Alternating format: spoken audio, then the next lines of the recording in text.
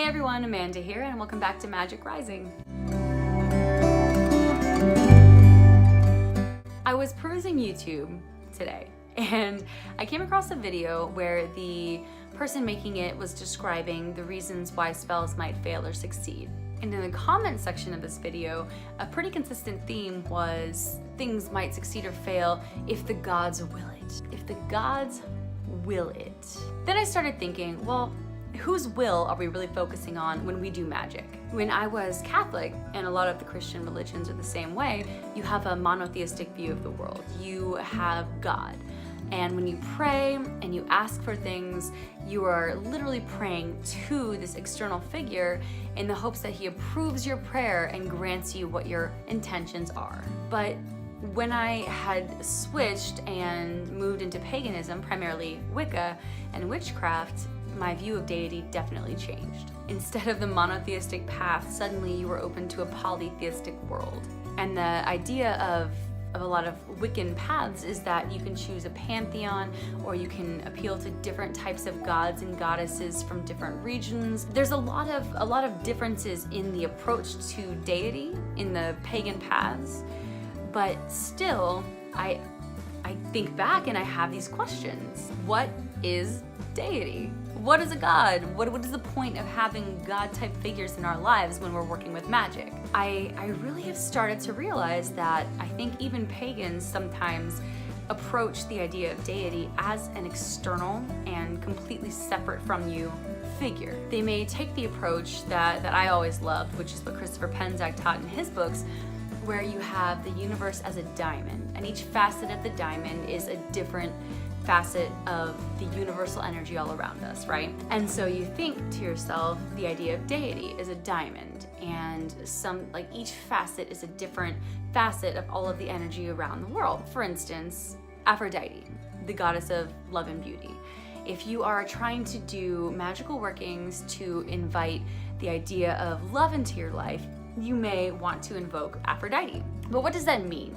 What is the idea of invoking a god or a goddess or any kind of deity figure? What does that mean? Well, in the idea of Hermeticism and the idea of even Crowley's teachings, it is all within yourself. So any kind of magical working is done to transform yourself into achieving your true will. So when you're invoking a god or a goddess or any kind of a deity figure, you're not approaching it as an external force to approve or decline your request and what you're looking for and what your intentions are. It is a part of yourself, an attribute within yourself, deep within yourself, that you are trying to appeal to in order to cause that change to happen in conformity with your will. So when you do things like casting a spell or holding a ritual, and you call the quarters to invite that idea of each of the elements and what they each stand for into the circle with you, and you invoke the deity, whether it's one deity overall or a certain god, a certain goddess, when you're invoking them, what you're doing is you're calling upon that deep force within yourself that resonates with that intention of why the whole purpose of why you had that ritual or why you're casting that spell, and you're using that to affect change. So why do we personify deities? Why don't we just say, I'm just trying to emphasize a part of myself?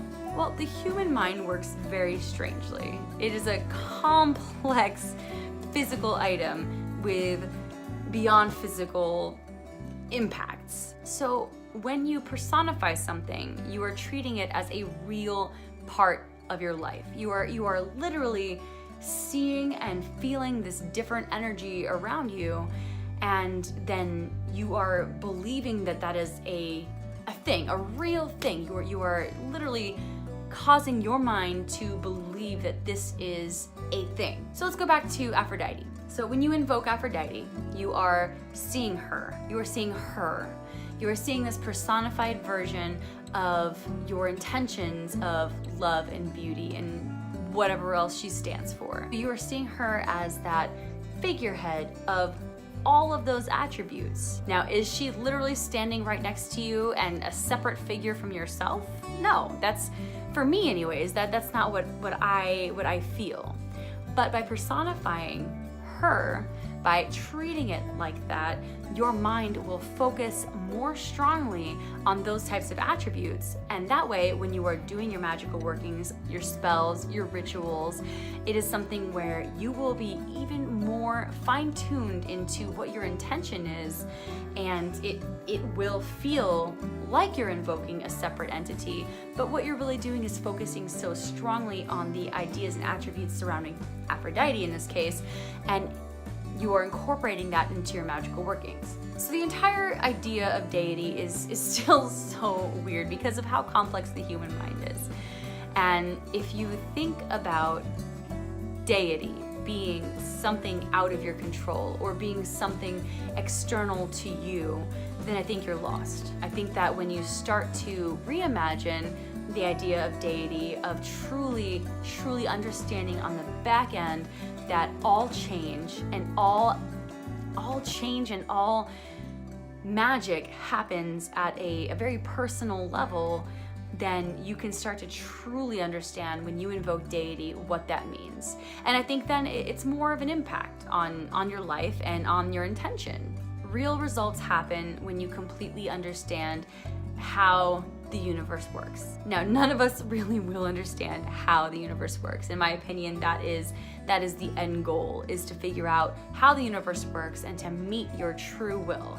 But along the way, there are certain tips and tricks and certain approaches that can help you in that path. So when we say, if the gods will it, I think what we really mean is if it aligns with my true will. I don't know.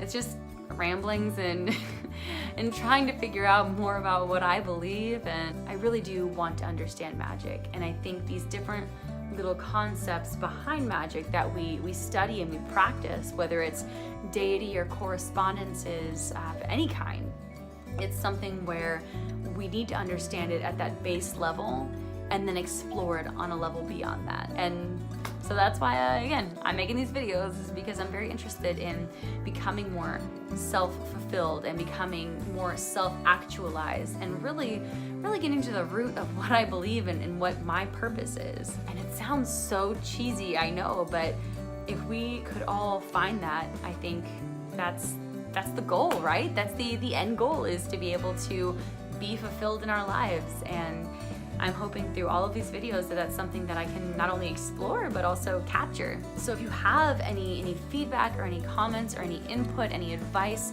on what the idea of deity means to you, please put it in the comment section below. I'm really interested to know what others think and feel about this topic, because it is one of those topics that have so many different renditions and people think about it in so many different ways that it's interesting. It's just interesting. And so I look forward to seeing some comments and everything, and I appreciate you guys watching this video, and so hope you have a great rest of your evening, and thank you again for stopping by Magic Rising.